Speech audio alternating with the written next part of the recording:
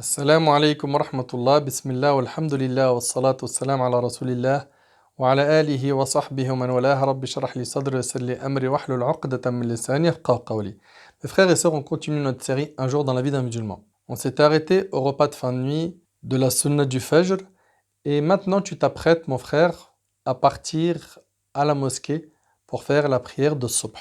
Tu n'oublieras pas l'invocation en sortant de chez toi. Selon Anas radiallahu anhu, le prophète sallallahu alayhi wa sallam a dit: si l'homme en sortant de chez lui dit Bismillah, tawakkaltu ala Allah, la hawla wa la quwwata illa billah, au nom d'Allah, je m'en remets à Allah, il n'y a de force et de puissance que par Allah, le dominant, le roi, lui répond: sois guidé, épargné et protégé. Et le diable dit aux autres démons: que peut-on faire d'un homme qui a été guidé, épargné et protégé, rapporté par Abu Daoud. Donc tu n'oublies pas, en sortant de chez toi, pour que tu sois protégé par Allah, de dire cette invocation. Et selon Ibn Umar radiallahu anhuma, le prophète sallallahu alayhi wa sallam a dit: la prière en commun dépasse en mérite la prière individuelle de 27 degrés, rapportée par l'imam al-Bukhari et Muslim. Sur ta route, tu es en dhikr. Ça veut dire quoi? Ça veut dire que ta langue, elle est en train de gagner des hasanat. Tu vas multiplier les formules type Subhanallah, Alhamdulillah, La ilaha illallah, Allahu Akbar, La hawla wa la quwwata illa billah. Et d'ailleurs, toutes ces formules, dans pas longtemps, Inch'Allah, on fera une vidéo dessus. Sur place aussi, tu es en dhikr. Tu perds pas ton temps, tu optimises ton temps. Et rappelle-toi que parmi les 7 catégories de personnes qui seront sous l'ombre du trône d'Allah subhanahu wa ta'ala, il y a un homme dont le cœur est accroché au lieu de prière.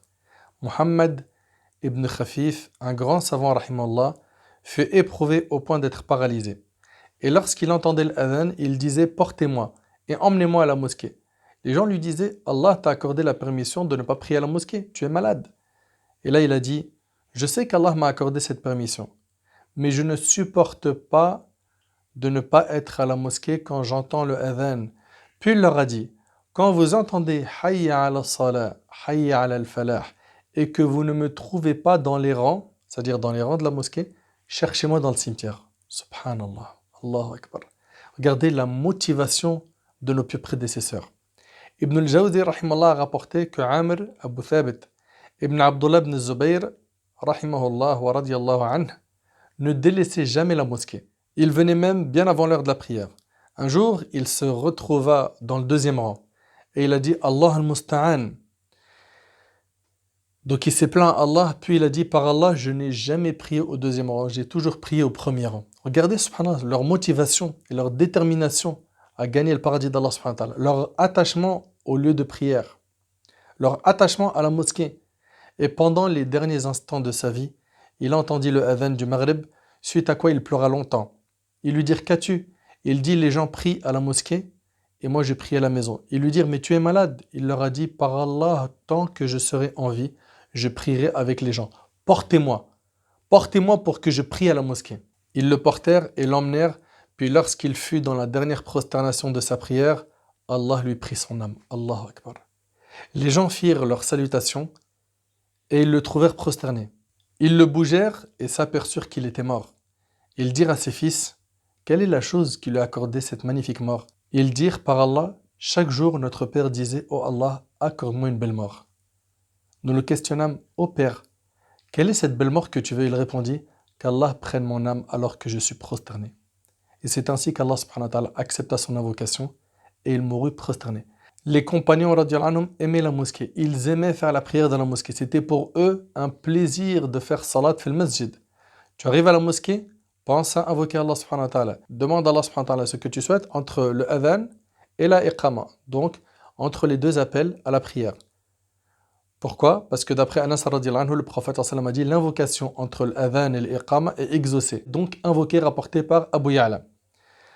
Si jamais tu es arrivé à la mosquée avant le adhan, profite de répéter ce que dit le mu'adhin. Donc il va dire Allahu Akbar, tu répètes. Il dit Ashhadu an la ilaha illallah, tu répètes. Ashhadu anna Muhammadan Rasulullah, tu répètes. Hayya ala salah, hayya al falah, tu diras La hawla wa la quwwata illa billah. Quand il dit Hayya ala salah, quand il dit Hayya ala al falah, tu diras La hawla wa la quwwata illa billah. Quand il va dire As-salatu khayrun min an-nawm, la prière est meilleure que le sommeil, tu diras As-salatu khayrun min an-nawm. Est-ce que nos sœurs qui sont à la maison font de même avec le adhan qu'elles entendent à la radio? Non. C'est-à-dire que nous, on doit répéter derrière le mu'adhin, mais ça doit être un vrai mu'adhin, pas une radio. D'accord?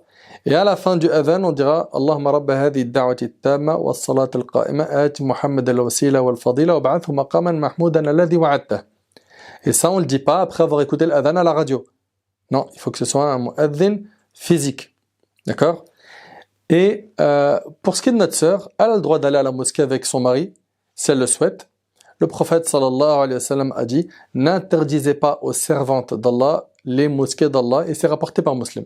Donc ma sœur, tu peux, si tu le souhaites, partir avec ton mari ou ton frère à la mosquée, mais le mieux c'est que tu pries à la maison. Et ça c'est dans un hadith que rapporte l'imam Ahmad, qui est selon Humayd radiyallahu anha. Sache mon frère qu'après avoir prié as-subh en groupe, tu es sous la protection d'Allah Azza wa Jal. Selon Jundub ibn Abdullah radiyallahu anhu, le prophète sallallahu alayhi wa sallam a dit « Quiconque prie la prière de l'aube est sous la protection d'Allah, rapporté par l'imam Muslim. » Ici, il s'agit de la prière en groupe. Pour l'homme, la femme quant à elle, elle a cette récompense en priant seule chez elle, comme l'ont dit certains savants. D'accord? Elle est sous la protection d'Allah également, alors qu'elle n'a pas prié le Fajr en groupe, parce qu'elle l'a pris chez elle. Ensuite, il y a quoi? Les invocations à faire après la prière. Et ça, bi'idhnillahi tabaraka wa ta'ala, c'est ce qu'on verra dans notre prochaine intervention.